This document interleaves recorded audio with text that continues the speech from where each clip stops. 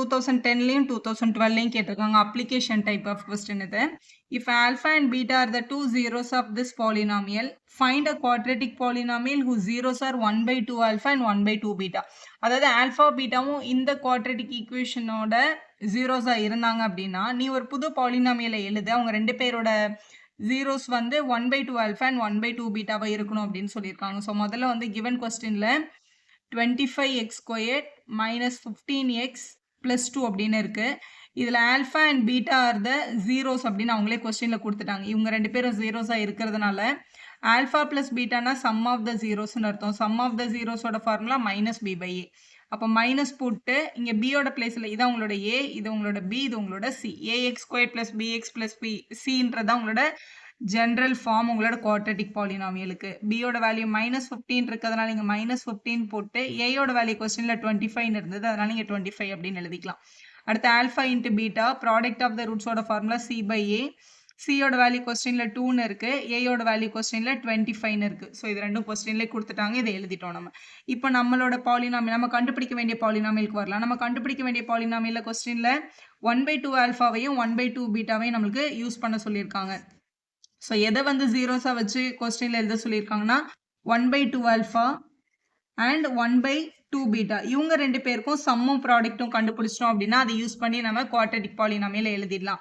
So முதல்ல நம்ம இதோட சம்மை கண்டுபிடிச்சிக்கலாம். சம் ஆஃப் த ஜீரோஸ் வந்து 1/2 ஆல்ஃபா பிளஸ் 1/2 பீட்டா. ஏமா -b/a போடலன்னா உங்களோட ஈக்குவேஷன் நமக்கு தெரியாது, நம்ம தான் அந்த ஈக்குவேஷனை கிரியேட் பண்ண போறோம். அதனால உங்களோட சம்மை முதல்ல கண்டுபிடிக்கிறோம்.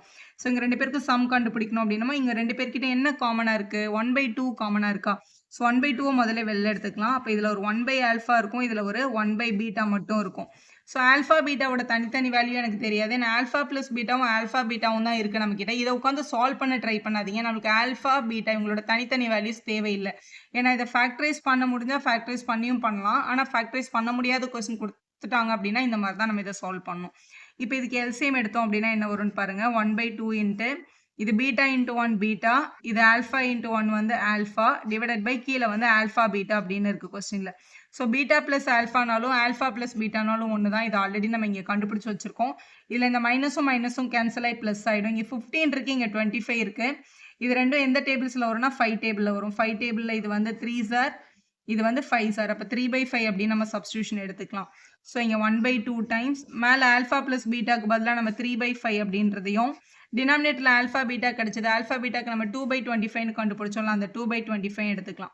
இது மாதிரி மேலேயும் ஃப்ராக்ஷன் இருந்து கீழேயும் ஃப்ராக்ஷன் இருந்ததுன்னா அதுக்கு பேர் வந்து காம்ப்ளெக்ஸ் ஃப்ராக்ஷன் அப்படின்னு நம்ம சொல்லுவோம். அதை எப்படி சால்வ் பண்ணணும்னா நியூமரேட்டர்ல இருக்க ஃப்ராக்ஷன் அப்படியே வச்சுட்டு டினாமினேட்டர்ல இருக்க ஃப்ராக்ஷனை மேலே கொண்டு போனீங்கன்னா இந்த மாதிரி ரெசிப்ரோக்கல்ல வரும். இப்படி எழுதிக்கலாம் இதை. ஸோ 5 டேபிளில் இது வந்து இப்படி கட் ஆகிடும். ஸோ வேறு ஏதாவது கேன்சல் பண்ண முடிஞ்சால் கேன்சல் பண்ணலாம், இல்லை மல்டிபிள் பண்ணிக்கலாம். மேலே வந்து 3 5 சார் 15 இருக்குது. டினாமினேட்டரில் இங்கே ஒரு 2 இருக்குது, இங்கே ஒரு 2 இருக்குது. அப்போ மல்டிபிள் பண்ணால் 4. அப்போ 15/4 தான் நம்மளோட சம்மோட வேல்யூ. இப்போ ப்ராடக்ட்டை கண்டுபிடிச்சிக்கலாம். ஸோ ப்ராடக்ட்ஸ் ஈக்குவல் டு ரெண்டு பேரையும் மல்டிபிள் தான் பண்ணணும். 1/2 alpha multiple by 1/2 beta. So multiplication ரொம்ப ஈஸி. 1 1 சார் 1, கீழே 2 2 சார் 4ம் ஒரு ஆல்ஃபா பீட்டாவும் வந்துடும். ஆல்ஃபா பீட்டாவோட வேல்யூ ஆல்ரெடி கொஸ்டினில் 2/25 அப்படின்னு இருந்ததுனால ஸோ 1/4 இன்ட்டு இங்கே 2/25 அப்படின்னு கிடச்சிருக்கும். ஸோ இது வந்து 1/8/25 மேலே எடுத்துகிட்டு போனோம் அப்படின்னா 25/8 அப்படின்னு கிடைக்குது. ஸோ சம்மும் ப்ராடக்ட்டும் கண்டுபிடிச்சாச்சு. நம்மளோட ரெக்வயர்ட் குவாட்ரேட்டிக் பாலினாமியலை எழுதிடலாம். நம்மளோட குவாட்ரேட்டிக் பாலினாமியலை கண்டுபிடிக்க சொல்லி தான் நம்மளோட கொஸ்டின் வந்து கேட்டிருந்தாங்க. So the required quadratic polynomial is நம்மளோட basic formula x² minus sum of the zeros x plus product of the zeros. நீங்கள் இப்படி ஃபுல் ஃபார்மில் எழுதிக்கோங்க. x² minus sum of the ஜீரோஸ்க்கு நம்ம இங்கே என்ன கண்டுபிடிச்சிருக்கோம் 15/4. அப்போ 15/4x plus product of the zeros plus product of the zeros வந்து 25/8ன்னு கண்டுபிடிச்சிருக்கோம். அதனால இங்கே 25/8ன்னு போட்டுக்கோங்க.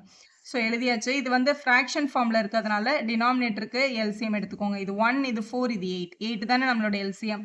இங்கே 1 இருக்கிறதுனால மல்டிபிள் பை 8 பண்ணால் இது 8x² ஆகிடும். இங்கே 4 இருக்கிறதுனால 8 ஆக்கிறதுக்கு மல்டிபிள் பை 2 பண்ணால் 30x ஆகிடும். இங்கே ஆல்ரெடி 8 இருக்கிறதுனால இந்த 25 அப்படியே வந்திருக்கும். ஸோ இது 1/8ன்றது ஒரு ஸ்கேலார் வேல்யூ, அதை தனியாக எழுதிட்டு 8x² மைனஸ் 30x ப்ளஸ் 25 அப்படின்னு நம்ம எழுதிக்கலாம். இதே பேசிக்கில் தான் இங்கே இன்னொரு கொஸ்டின் நான் இங்கே காமிச்சிருக்கு. இது 2014ல் கேட்டிருக்காங்க. ஆல்ஃபாவும் பீட்டாவும் இவங்களோட ஜீரோஸாக இருந்தால் மைனஸ் ஆல்ஃபா மைனஸ் பீட்டாவை யூஸ் பண்ணி சம்மும் ப்ராடக்ட்டும் கண்டுபிடிங்க. இந்த ஆன்சர் வருதான்னு பாருங்கள், கமெண்ட் பாக்ஸில் சொல்லுங்கள்.